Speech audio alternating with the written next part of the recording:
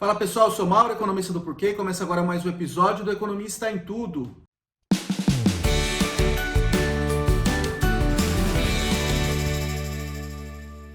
Hoje eu vou falar do Copom, que é o Comitê de Política Monetária do Banco Central, que se reuniu na semana passada para decidir o que fazer com a Selic, que é a taxa de juros básica da economia. E aí a gente viu um aumento substancial, um aumento de 1,5 ponto percentual. É o maior aumento em um cupom que ocorre desde 2002. Isso aí é uma resposta à inflação alta e persistente que a gente está observando ao longo desse ano e a deterioração das expectativas para o ano seguinte, mas, assim, principalmente esse movimento mais agressivo do Banco Central é uma resposta direta à deterioração do lado fiscal que a gente viu na semana passada. Tá? Na verdade, essa deterioração já vem de algum tempo. Mas aí o negócio ficou mais agudo mesmo na semana passada, quando o governo jogou a toalha do teto dos gastos, e o Congresso está indo nessa toada também de relaxar o teto dos gastos.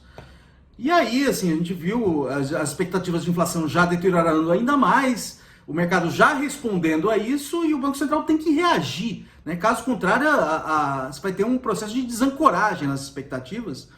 E aí você não tem como segurar um sistema de metas de inflação. Tá? Não tem credibilidade do Banco Central que faz milagres sem um fiscal arrumado. E com o fiscal ficando mais desarrumado do jeito que, pelo menos a perspectiva que o fiscal está mais desarrumado para o futuro, o Banco Central tem que reagir a isso para não deixar que as expectativas de inflação se desancorem. Tá? Então deixa eu dar um pouco do cenário do que está acontecendo com a Selic, aí, principalmente ao longo do ano de 2021, tá? Então, o que aconteceu? No período mais agudo da pandemia, a atividade econômica despencou e a inflação também foi junto. Tá? Então, a gente viu ali períodos até de deflação no Brasil, de inflação negativa. Então, o Banco Central reagiu a isso, jogou a taxa de juros, a Selic, lá embaixo. Então, ela chegou a 2%, tá, ao ano. Que é o nível mais baixo que a gente tem notícia sobre a Selic historicamente. Tá?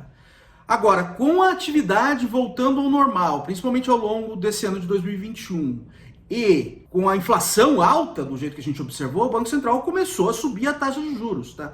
Na direção da normalidade dessa taxa de juros, porque esse nível de 2% não é um nível de longo prazo, é um nível que a gente chama de simulativo. Então, o Banco Central começou a subir a Selic em degraus de 0,75 pontos percentuais. Tá? Então, subiu primeiro de 2 para 2,75 e assim por diante. Tá? De uma maneira bem previsível. Só que assim, a inflação não deu trégua, né? Continuou alta. E aí, depois de um tempo, o Banco Central começou a fazer aumentos ainda maiores, foi para 1 ponto percentual. Tá? E agora, esse ritmo aumentou. Tá? Esse degrau subiu, ele foi para 1,5 agora. Tá? Então, agora a Selic chegou a 7,75.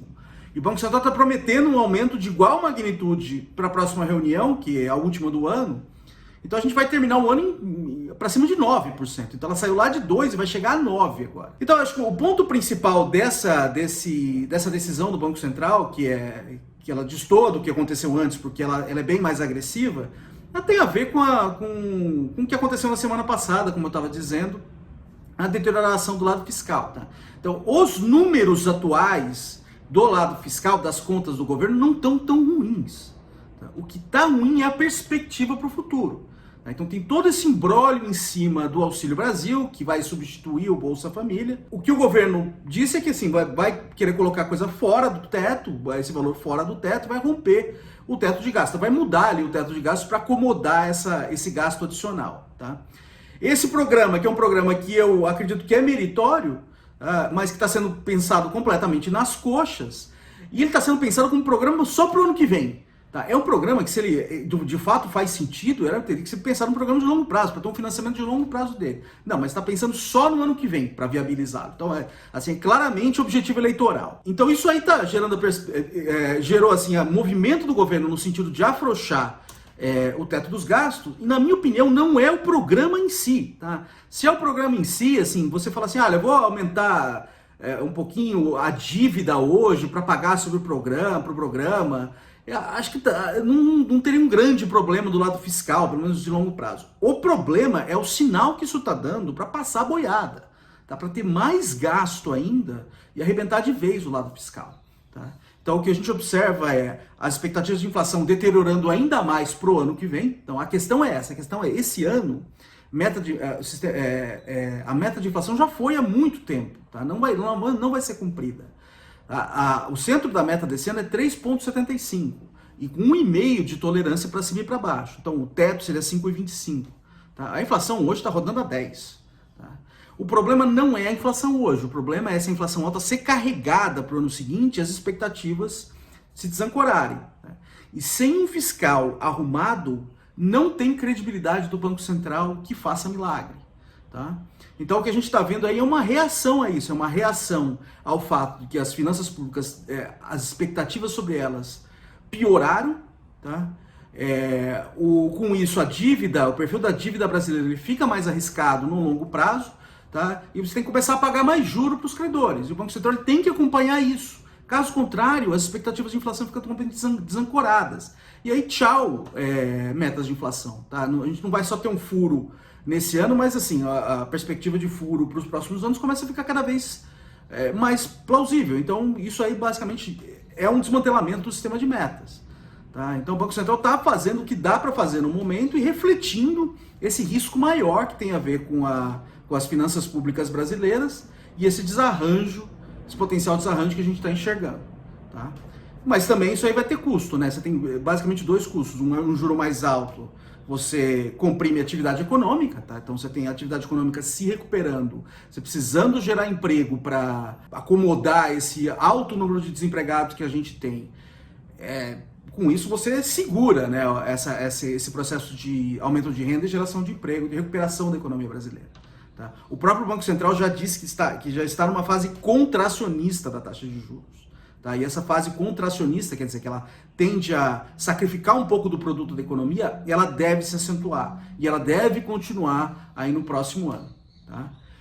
Outro custo também que ela traz é o seguinte, é o custo de carregar essa dívida do governo. Tá? Então a dívida do governo ficando mais arriscada tem que pagar mais juro.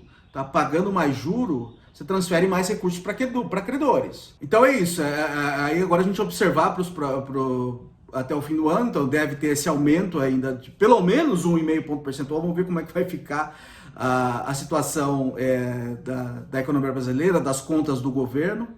E a gente vai terminar esse ano provavelmente com uma taxa de juros maior que 9, e ela deve passar de 2 dígitos já lá no começo do ano que vem. Então é isso aí. Então a gente está num cenário de taxa de juros crescente e política monetária se apertando. Ela deve apertar ainda mais ali ao longo de 2022. É isso aí, pessoal. Muito obrigado por ter assistido o vídeo. A gente volta a conversar mais na semana que vem. Dá uma olhada no nosso canal, tem bastante conteúdo lá. O endereço é www.porquê.com.br. A gente também está nas redes sociais, está aqui no YouTube, no Facebook, no Instagram e no Twitter. E é isso aí, até semana que vem. Um abraço!